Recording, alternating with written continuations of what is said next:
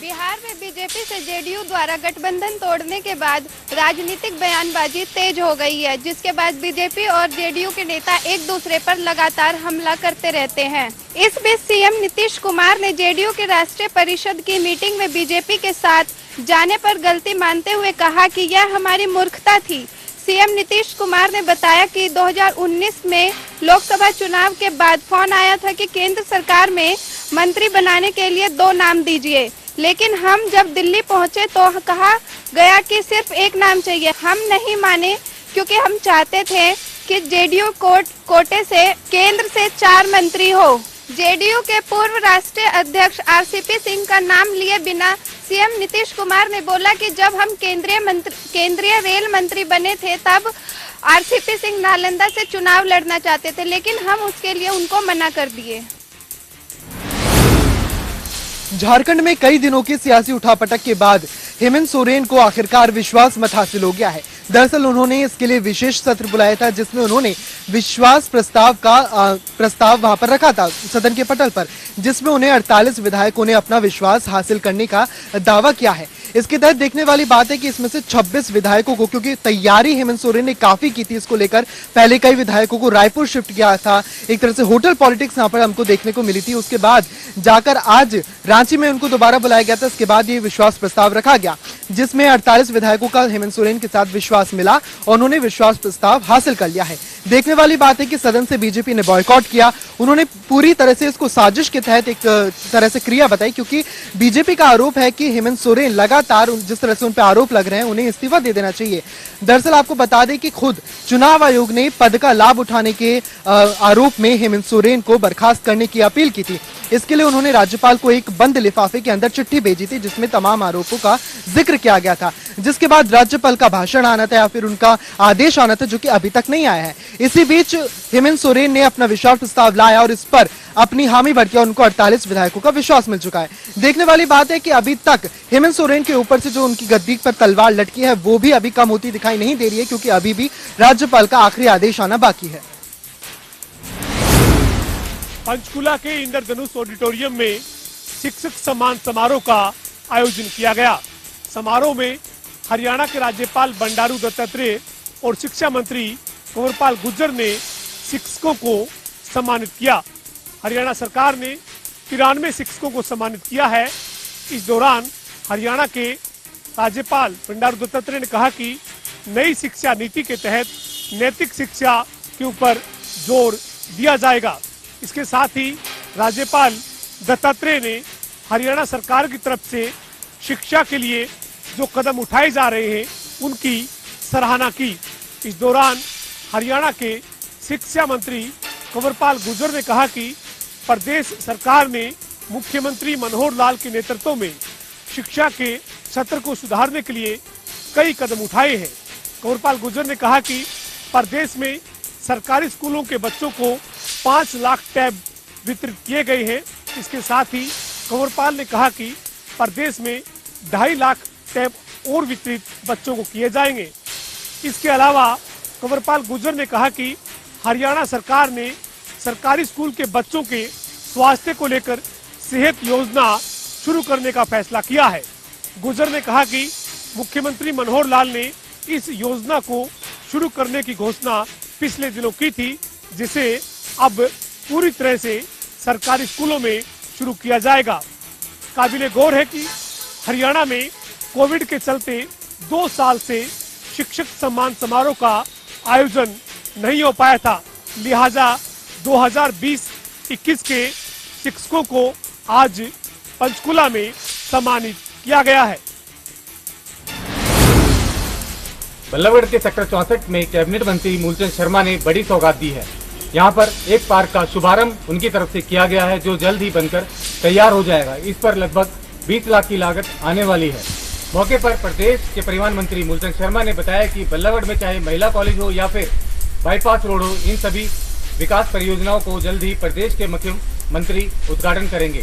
साथ ही बल्लभगढ़ विधायक व प्रदेश के परिवहन मंत्री मूलचंद शर्मा ने कहा कि बल्लभगढ़ ऑडिटोरियम का निर्माण भी शुरू कराया जाएगा। इसको लेकर जल्द ही सभी प्रक्रिया पूरी कर ली जाएगी।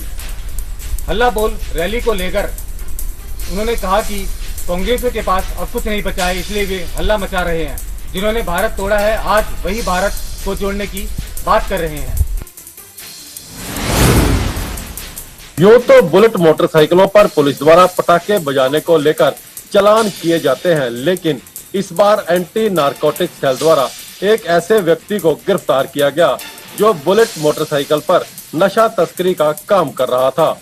एंटी नारकोटिक सेल के इंचार्ज भूप सिंह ने बताया कि उन्हें गुप्त सूचना मिली कि एक युवक उत्तर प्रदेश के सहारनपुर से नशीला पदार्थ बुलेट मोटरसाइकिल पर लेकर यमुनानगर में सप्लाई करता है, जिस पर उन्होंने टीमों का गठन कर मौके पर ही युवक को नशीले पदार्थों के साथ गिरफ्तार कर लिया।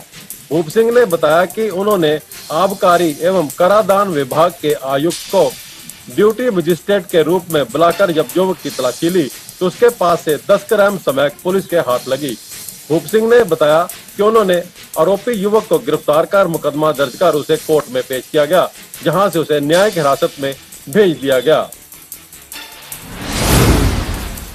हरियाणा प्रदेश में बदमाशों के हौसले किस तरह से बुलंद हैं, आप तस्वीरों में देख रहे हैं। मामला धर्मनगरी कुरुक्षेत्र का है। घटना कुरुक्षेत्र के लोक नायक जयप्रकाश अस्पताल के पास की है। बाइक सवार को कार सवार लोगों ने कुचलने का प्रयास किया, मारने का प्रयास किया। असफल होने पर उस पर फायरिंग भी की। युवक अपनी जान बचाने के लिए अस्पताल के लेडीज टॉयलेट में घुस गया। दबंग वहां भी नहीं रुके, उस पर फायरिंग की। अस्पताल के लेडीज टॉयलेट की दीवारों में किस तरह से गोली के निशान हैं, आप देख सकते हैं। मामला पुलिस तक पहुंचा। पुलिस ने मामला दर्ज करके जांच शुरू कर दी है। आसपास के सीसीटीवी की फुटेज खंगाली जा रही है ताकि उन दबंगों तक पहुंचा जा सके। घायल युवक का कुरुक्षेत्र के सिविल अस्पताल में इलाज चल रहा है।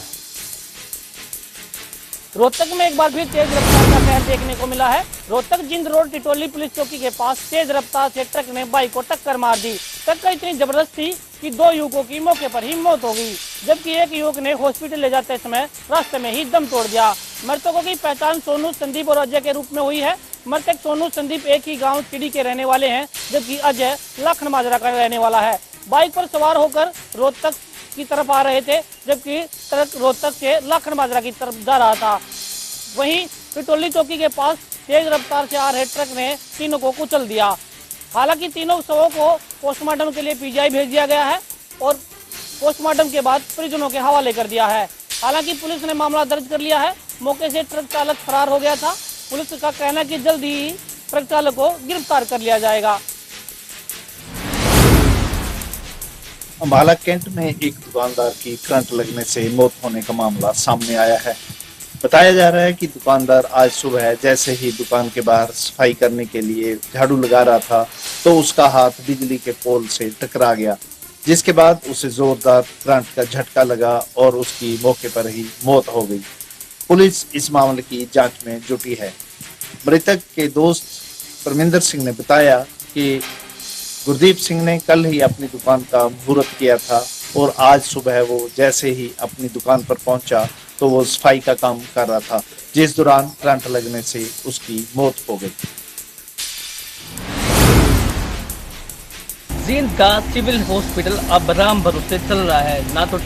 ना ही तो मरीजों को दवाइयाँ मिलती हैं और जो मरीज हैं वो दर्द की ठोकरें खाने को मजबूर है। हालांकि 2 दिन पहले की बात की जाए तो पैरासीटामोल और जो इंजेक्शन है वो यहाँ पे नहीं थे। हालांकि जो दवाइयाँ खत्म होने के बाद ग्लूकोज से मरीजों का काम चल रहा था, लेकिन अभी की बात की जाए तो जो जींद सिविल हॉस्पिटल की पीएमओ है मंजू काद्यान, उन्होंने विभाग को पत्र लिखा। उसके बाद यहाँ पे दवाइयाँ आई तो अब यहाँ पे दवाइयाँ पहुँच गई है। लेकिन हालांकि प्रशासन पर सवाल खड़े ये होते हैं, आखिर मरीजों को धक्के खाने पर मजबूर थे क्योंकि यहाँ पे दवाइयाँ नहीं मिली और मरीज जो है बाहर से दवाई लाकर अपना इलाज करवा रहे थे। एक तरफ सरकार कहती है कि आपको फ्री इलाज मिलेगा, फ्री जो है सुविधा मिलेगी।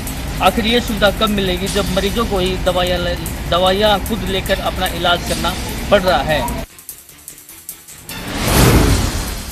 बांग्लादेश की प्रधानमंत्री शेख हसीना आज से 4 दिन के भारत दौरे पर है। 4 दिन के भारत दौरे पर दिल्ली पहुंची शेख हसीना का स्वागत बड़े ही भव्य तरीके से किया गया। उनके स्वागत में कई अधिकारी भी मौजूद रहे। कोरोना काल के बाद ये हसीना का पहला भारत दौरा है। हसीना का ये दौरा दक्षिण एशिया में राजनीतिक और आर्थिक संकट, आतंकवाद और सैन्य तख्तापलट के दौरान हो रहा है। साथ ही कोरोना महामारी के बाद अर्थव्यवस्था को पटरी में लाने की कोशिश के बीच उनकी ये यात्रा काफी मायने रखती है। बांग्लादेश के प्रधानमंत्री शेख हसीना पीएम मोदी से मुलाकात के दौरान भारत से खाद्य आपूर्ति नेपाल और भूटान भेजने की अनुमति की मांग कर सकती है। साथ ही वो प्रधानमंत्री नरेंद्र मोदी के साथ द्विपक्षीय संबंधों से जुड़े मुद्दे पर भी चर्चा करेंगी। साथ ही दोनों का लंबित और नियमित द्विपक्षीय मुद्दे के अलावा दक्षिण एशिया में रक्षा सहयोग और स्थिरता के मुद्दे पर सबसे अधिक जोर रहेगा। इसी दौरान दोनों देशों के बीच कुशियार नदी के पानी के बंटवारे को लेकर अंतरिम समझौते पर हस्ताक्षर भी हो सकता है। अब देखना ये है कि शेख हसीना के इस दौरे से आखिर किसको कितना फायदा होगा। देश के कई राज्यों में इन दिनों बारिश परेशानी बनी हुई है, जिसके चलते जनजीवन जो है अस्त व्यस्त हो गया है। तो वहीं कर्नाटक के कई इलाकों में भारी बारिश देखने को मिल रही है। वहीं मिली जानकारी के मुताबिक बेंगलुरु में भारी बारिश के चलते कई इलाकों में पानी भर गया है। तो वहीं मूसलाधार बारिश की वजह से सिलिकॉन सिटी का बुरा हाल है और बेंगलुरु में बीती रात भारी बारिश का दौर अभी भी जारी है, जिसकी वजह से शहर में समुद्र जैसी स्थिति बन गई है। सड़कों पर पानी भरा हुआ है। तो वहीं दूसरी ओर कोरमंगला सहित बेंगलुरु के कई हिस्से में जल भराव के कारण ट्रैफिक जाम की वजह से लोगों को काफ़ी परेशानियों का सामना करना पड़ रहा है। वहीं मिली जानकारी के मुताबिक बारिश के कारण राज्य में कुल 27 जिले से ज़्यादा बारिश के कारण राज्य के 20 से ज़्यादा जिले और करीब 100 से ज़्यादा गांव प्रभावित हुए हैं। आपको बता दें कि कुछ महीनों पहले कर्नाटक में भारी बारिश के चलते बाढ़ जैसे हालात हो गए थे, जिसके चलते बचाव कार्य और राहत कार्य चलाना पड़ा था।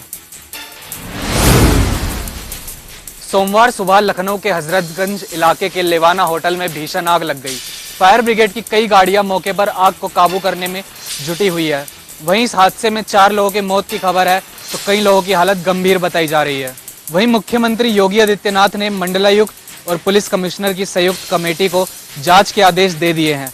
प्रदेश के उप मुख्यमंत्री ब्रजेश पाठक भी घायलों का हालचाल लेने सिविल अस्पताल पहुंचे और कहा कि मामले की जांच की जाएगी और किसी भी दोषी को बख्शा नहीं जाएगा।